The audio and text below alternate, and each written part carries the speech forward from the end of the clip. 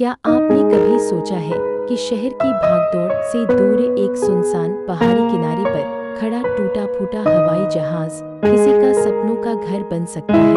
रुकिए, क्योंकि जो आप देखने वाले हैं वो सिर्फ एक रिनोवेशन नहीं, बल्कि जुनून, प्यार और हिम्मत की कहानी है।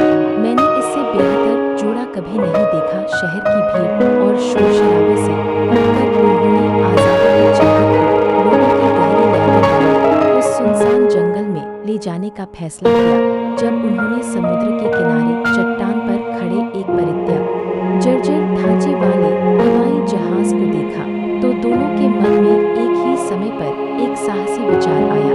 उन्होंने सबसे पहले बाहर की सारी गंदगी साफ करने का फैसला किया, फिर छत को तैयार करना, स्टील फ्रेम को वेल्ड करना, उसे सीमेंट से मजबूत करना और अंत में फ्यूजलाज और उसके पास बने सीमेंट बेस को केबल से मजबूती से जोड़ना अगला कदम था। अंदर की जगह को दोबारा बनाना और मजबूत नींव तैयार करना।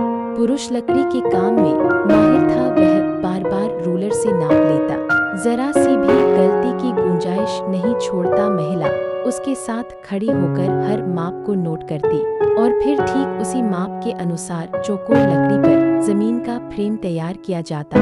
उस फ्रेम के ऊपर मोटी एंटीकोरोशन लकड़ी की तख्तियां बिछाई गईं। ठंडा और धातु जैसा वह फ्यूजलाज अब लकड़ी की गर्माहट से भरने लगा। लेकिन असली कमाल अभी बाकी था। खिड़कियों और दीवारों का रीमॉडलिंग भी बेहद जरूरी था। दंपति ने खिड़कियों को दोबारा लगाया और सफेद प्लास्टर बोर्ड से सील किया। केबिन के दोनों किनारों